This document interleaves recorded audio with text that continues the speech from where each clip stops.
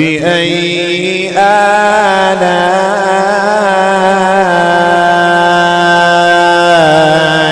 ربكما تكذبان.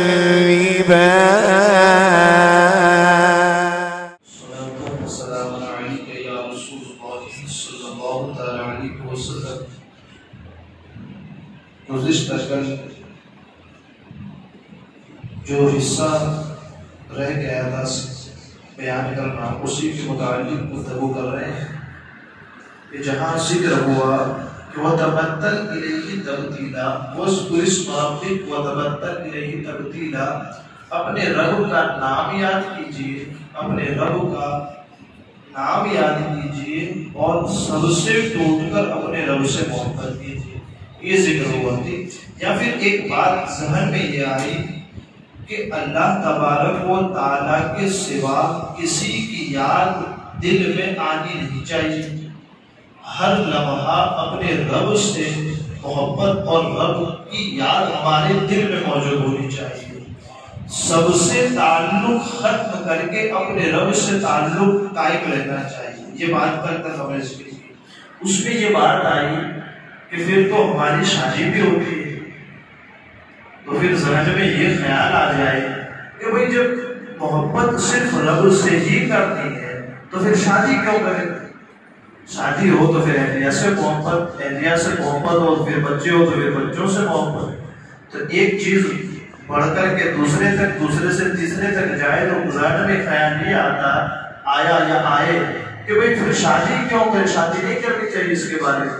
ٹھیک ہے، اس کے جواب کے سلسلے میں اور اس آیت کی وضاحت کے سلسلے میں ہمیں اور آپ کو اس آیت میں تھوڑا سا غور کرنا چاہیے. کس انداز سے کہ یہاں حکم کیا ہے کہ اپنے رب سے محبت کریں، رب کی یاد دل سے غائب نہ ہونے دیں. یہ ٹھیک ہے.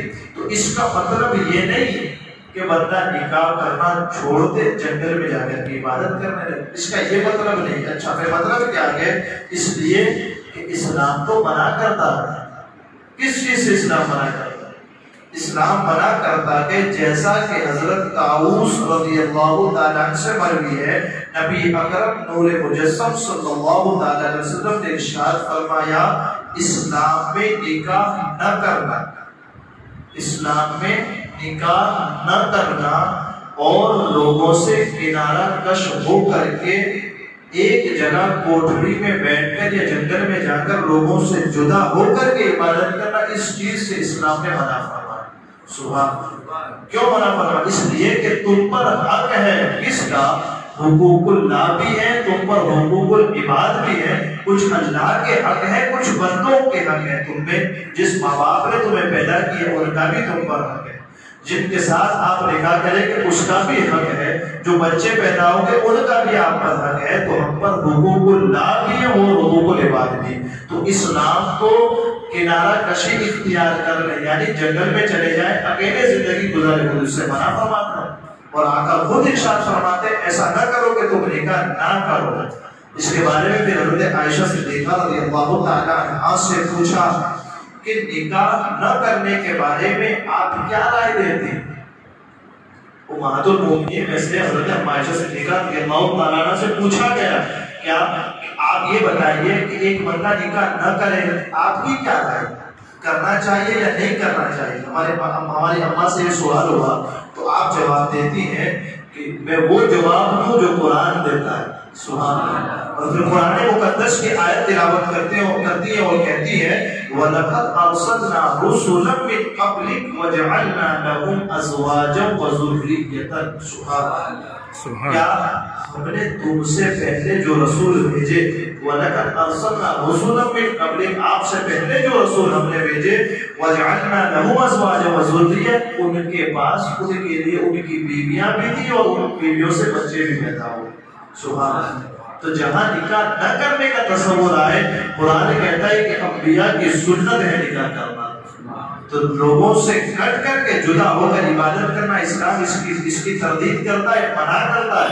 حکم کس چیز کا دیتا ہے؟ حکم کس چیز کا دیتا ہے کہ ہم وہ کام کریں جو انبیاء کر کے گئے. ٹھیک یہ بات ہوئی.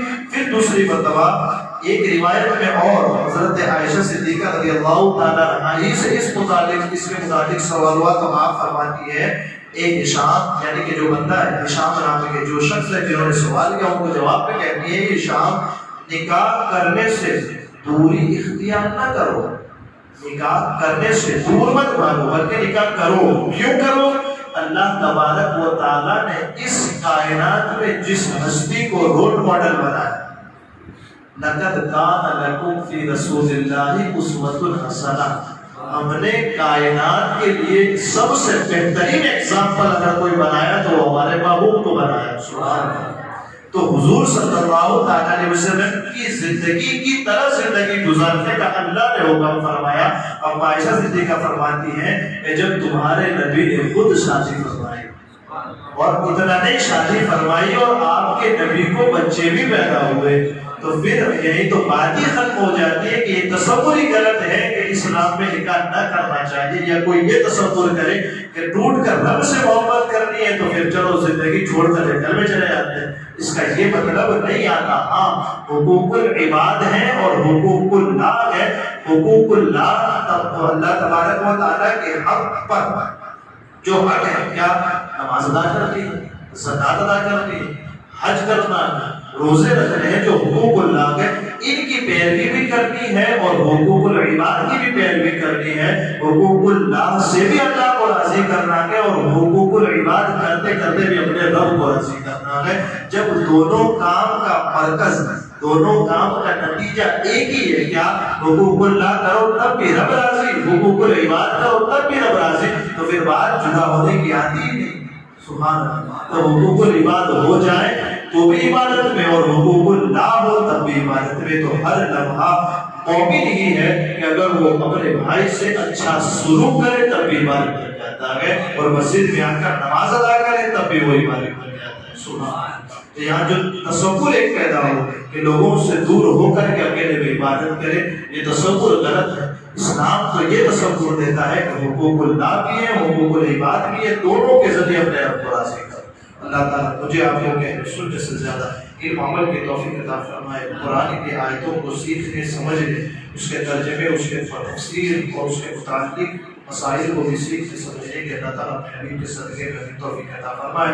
کہنے سننے میں عمل سمجھ میں خطا ہوئی ہو، اللہ تعالیٰ اپنے حبیب کے صدقے میں اس سے معاف فرمائے۔